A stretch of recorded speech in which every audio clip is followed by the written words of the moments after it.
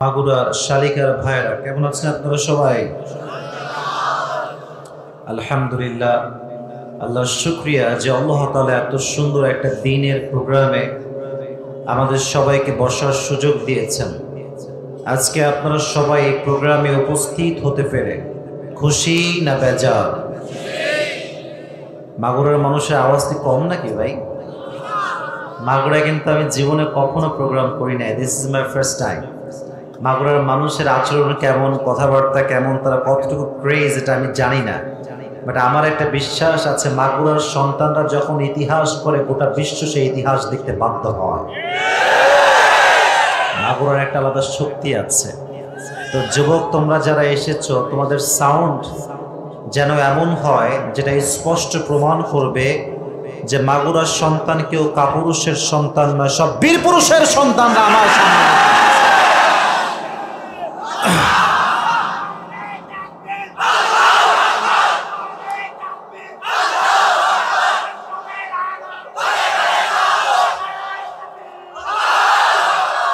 আর সত্য কথা তো এটাই যে মুসলমান পুরো কাপুরুষের জাত নয়, মুসলমান হচ্ছে বীর পুরুষের জাত।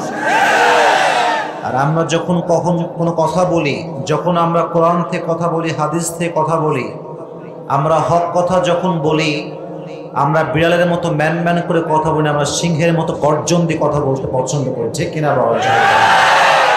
আপনারা মাগুরার সন্তান, আপনাদের ব্যবহার আচরণ যেন এমন না হয় যে আমার কোনো ব্যাড এক্সপিরিয়েন্স হয়।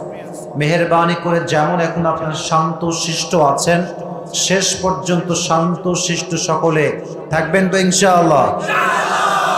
মাঠের প্যান্ডেল হয়ে গেছে ছোট, ডানে বামে প্রচুর লোক বিক্ষিপ্তভাবে দাঁড়িয়ে আছে। তো যারা দাঁড়িয়ে আছেন দাঁড়ায় থাকেন, আমার কোনো আপত্তি নাই, বাট আমার একটাই আবদার, সময় তো আজকে এমনিতেও বেশি পাওয়া যাবে না, আমি আগেই বুঝতে পারছি। তো মেহেরবানি করে আমি যে সূরা তাফসীরটা পেশ করব, কেউ ডান বাম না হয়ে শেষ পর্যন্ত শুনে মোনাজাত করে তারপরে আমরা বাসায় ফিরে যাব। রাজি আছেন তো ইনশাআল্লাহ? আল্লাহ তাআলা সবাইকে সেই তৌফিক দান করুন, সকলেই পড়া আমিন।